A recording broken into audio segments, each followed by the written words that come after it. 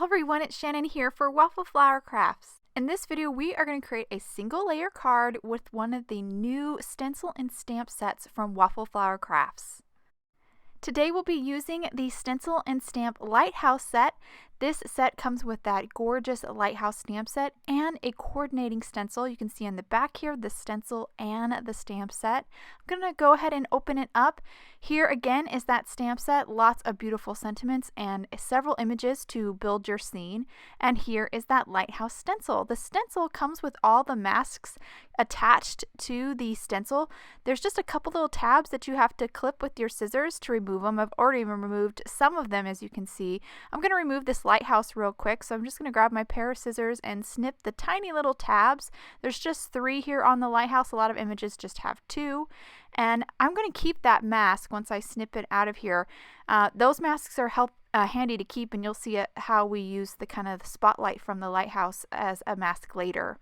I have a card base here. This is an A2 top folding card base turned on its side. I'm just going to roll some tape here so I can keep the card base closed while I do all my ink blending. I'm going to start with that kind of beam of light, that opening that's in the stencil, and I'm just using the image from the stamp set here to kind of figure out where I need or where I want that beam of light to kind of start from. Once I get it into the right spot, I'll then grab a couple pieces of painter's tape. I did put these on my clothes to kind of remove some of the stick from that, and use that to hold the mask down as well, or hold the stencil down, as well as kind of mask off any openings that are in the stencil.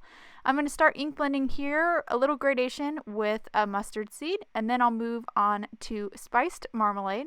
Again, trying to create a little gradation. Want it to be a little bit orangier and darker towards where the lighthouse is going to go and kind of fade out. So now that I finished all my ink blending, I'm going to remove my tape and remove my stencil. You can see that gorgeous beam of light there.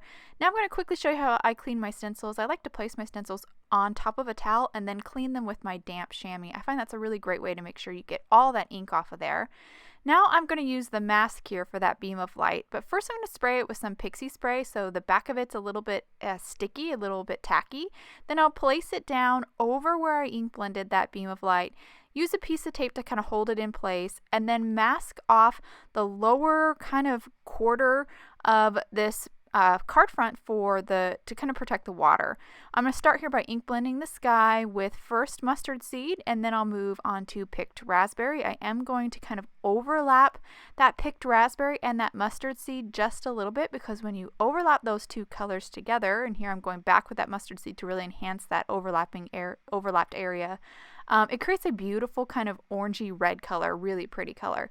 Now I'm going to move on to peacock feathers, again kind of going over where that picked raspberry is, because that almost creates like a violet where the picked raspberry and the peacock feathers kind of meet.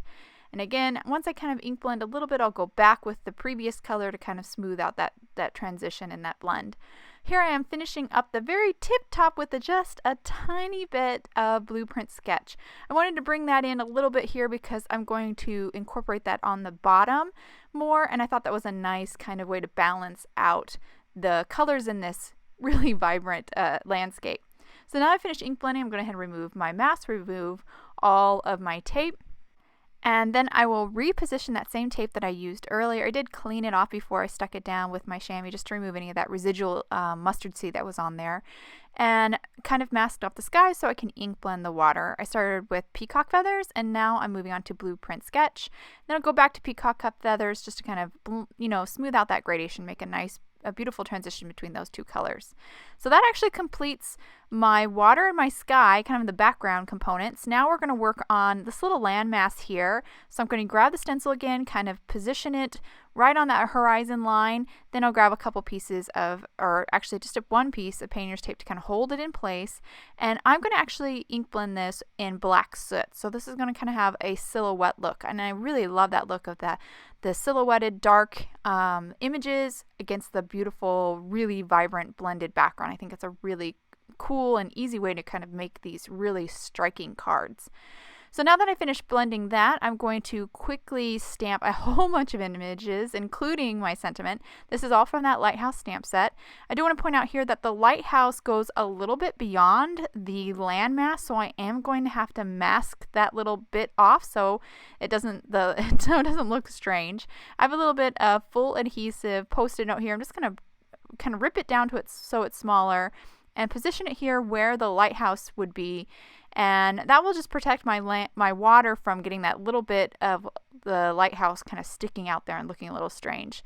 Again, I'm going to use black soot here, ink up all my images. Now don't be surprised here that you might have to stamp that lighthouse a couple of times. It's a very solid stamp. Solid stamps you do often have to stamp a couple of times, so definitely want to use your stamp positioning tool for stamping that.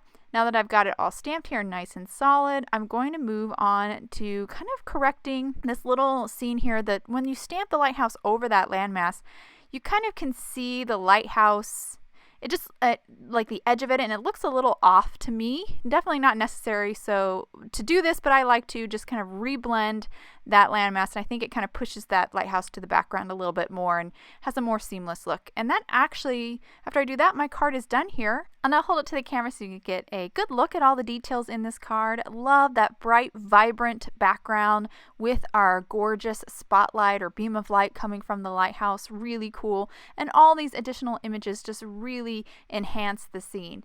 I hope you guys enjoyed today's card and video. If you have any questions about the products I use, please head over to Waffle Flower, and you can follow us on YouTube, Instagram, and Facebook for more creative ideas. Thank you so much for watching, and I hope you have a wonderful day.